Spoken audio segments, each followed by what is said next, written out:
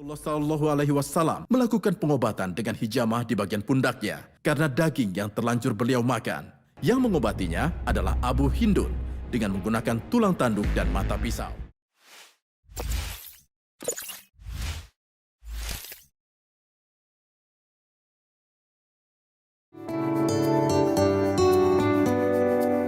Assalamualaikum warahmatullahi wabarakatuh. Jejak Muslim hadir menemani sahabat Muslim semua untuk berbagi informasi Islam yang diharapkan dapat memberi informasi bermanfaat dan berguna bagi kehidupan kita semua. Di antaranya, mengapa kita tidak boleh tidur tengkurap? Bekam pengobatan yang disunahkan Rasul? Benarkah sumur Zam-Zam pernah hilang? Hingga apa saja fakta menarik dari kurma?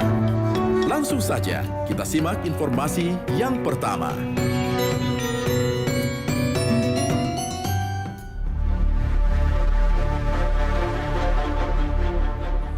Untuk sebagian orang, posisi tidur tengkurap dan miring ke kiri adalah posisi yang paling nyaman dan kadang bisa bikin tidur lebih pulas.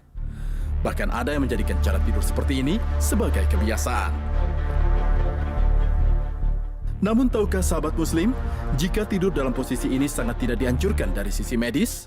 Bahkan Islam melarang tidur dalam posisi seperti ini. Dari Tahfah Al-Ghifari radhiyallahu anhu, salah seorang di antara ashabus sufah atau para sahabat yang tinggal di Masjid Nabawi berkata, "Aku tidur di masjid pada akhir malam. Kemudian ada orang yang mendatangiku sedangkan aku tidur dengan posisi tengkurap dan berkata, 'Bangunlah dari tengkurapmu, karena tidur yang demikian adalah tidurnya orang-orang yang dimurkai Allah.' Kemudian aku angkat kepalaku. Maka ketika kulihat, ia adalah Nabi SAW. Maka aku pun kemudian bangkit." Hadis riwayat Al-Bukhari. Dalam riwayat Ibnu Majah dengan lafaz, "Ada apa denganmu sehingga tidur dengan posisi tengkurap?" Tidur seperti ini adalah tidurnya orang yang dibenci atau dimurkai Allah Subhanahu wa Ta'ala.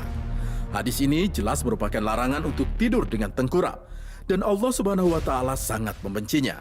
Dan setiap perbuatan yang Allah membencinya, maka hendaklah sesuatu itu ditinggalkan.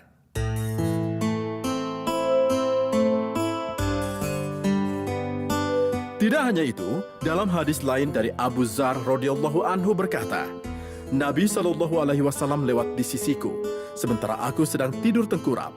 Beliau bersabda, 'Wahai Junaidab, sesungguhnya hanyalah tidur seperti ini adalah tidurnya penghuni neraka.'"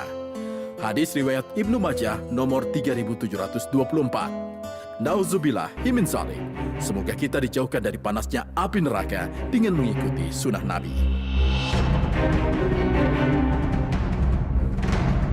Ilmu kedokteran modern membuktikan bahwa memang tidur tengkurap berbahaya, apalagi tidurnya pulas dan lama.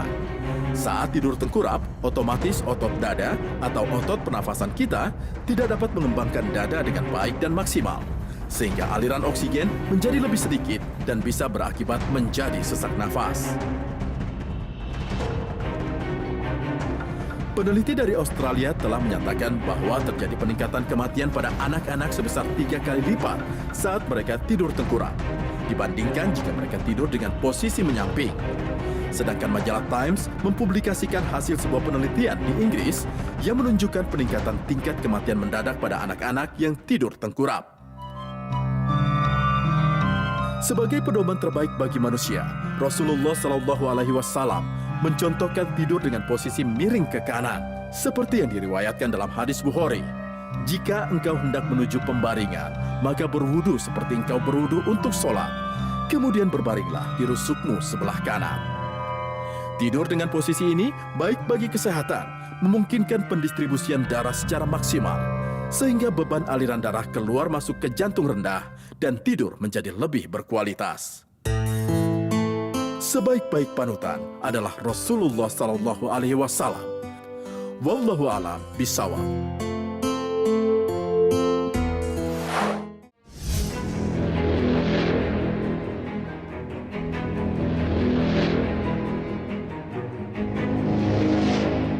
Pengobatan medis belakangan ini sudah sangat modern. Namun tahukah sahabat Muslim, jika ada pengobatan yang disunahkan Rasulullah Sallallahu Alaihi Wasallam? Teknologi medis boleh saja merambati modernisasi, namun perkembangan jenis penyakit juga tidak kalah cepat bergenerasi. Sementara banyak manusia yang tidak menyadari bahwa Allah Subhanahu wa Ta'ala tidak pernah menciptakan manusia dengan ditinggalkan begitu saja. Setiap kali penyakit muncul, pasti Allah Subhanahu wa Ta'ala juga menciptakan obatnya. Sabda Rasulullah sallallahu alaihi wasallam, "Tidaklah Allah Subhanahu wa Ta'ala menurunkan suatu penyakit, melainkan Dia turunkan penyembuhnya." Hadis riwayat Al-Bukhari dan Ibnu Majah. Seperti kisah Rasulullah sallallahu alaihi wasallam yang diriwayatkan Jabir radhiyallahu anhu, bahwa ada seorang wanita Yahudi dari penduduk Khaybar memasukkan racun ke dalam daging domba yang dipanggang, lalu menghadiahkannya kepada Rasulullah sallallahu alaihi wasallam. Beliau mengambil bagian kaki dan memakan sebagian darinya. Beberapa orang sahabat yang bersamanya juga ikut memakannya. Sebagian sahabat yang telanjur memakannya, ada yang meninggal. Lalu Rasulullah sallallahu alaihi wasallam melakukan pengobatan dengan hijamah di bagian pundaknya karena daging yang terlanjur beliau makan. Yang mengobatinya adalah Abu Hindun dengan menggunakan tulang tanduk dan mata pisau. Bahkan Rasulullah sallallahu alaihi wasallam bersabda, "Sesungguhnya cara pengobatan paling ideal yang kalian pergunakan adalah hijamah atau yang biasa kita sebut bekam." Para malaikat menyampaikan wasiat tentang hijamah. Dari Abdullah bin Mas'ud radhiyallahu anhu, dia berkata, Rasulullah sallallahu alaihi wasallam pernah menyampaikan sebuah hadis tentang malam di mana beliau diperjalankan tidak melewati sejumlah malaikat, melainkan mereka semua menyuruh beliau sallallahu alaihi wasallam mengatakan, "Perintahkanlah umatmu untuk berbekam." Hadis riwayat Tirmizi. Bekam merupakan metode pengobatan dengan cara mengeluarkan darah yang terkontaminasi toksin atau oksidan dari dalam tubuh melalui permukaan kulit ari. Dalam istilah populer adalah detoksifikasi. Cara ini lebih efektif dibandingkan dengan cara pemberian obat kimiawi yang bertujuan untuk menetralkan oksidan di dalam tubuh, sehingga kadarnya tidak makin tinggi. Tapi jika efek obat antioksidan sudah habis, oksidan akan tumbuh dan berkembang kembali. Karena itu, para dokter biasanya memberikan obat antioksidan secara kontinu. Untuk mengeluarkan oksidan dari dalam tubuh butuh keterampilan khusus.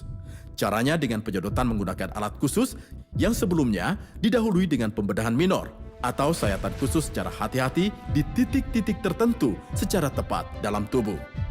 Jika oksidan dapat dikeluarkan semua, maka penyumbatan aliran darah ke organ-organ tertentu dalam tubuh dapat diatasi, sehingga fungsi-fungsi fisiologis tubuh kembali normal.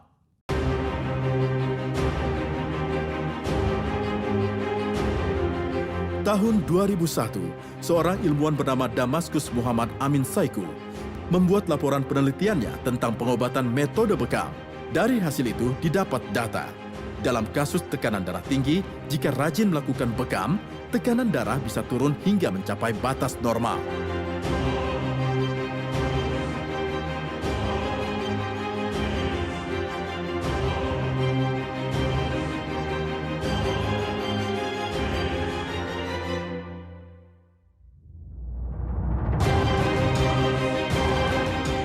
Dalam kasus tekanan darah rendah, justru sebaliknya, tekanan darah naik hingga batas normal. Begitu pula dengan kadar gula darah yang turun. Pada darah bekam yang keluar, didapati bahwa eritrosit yang di dalamnya berbentuk aneh, tidak berfungsi normal, mengganggu kinerja sel lain.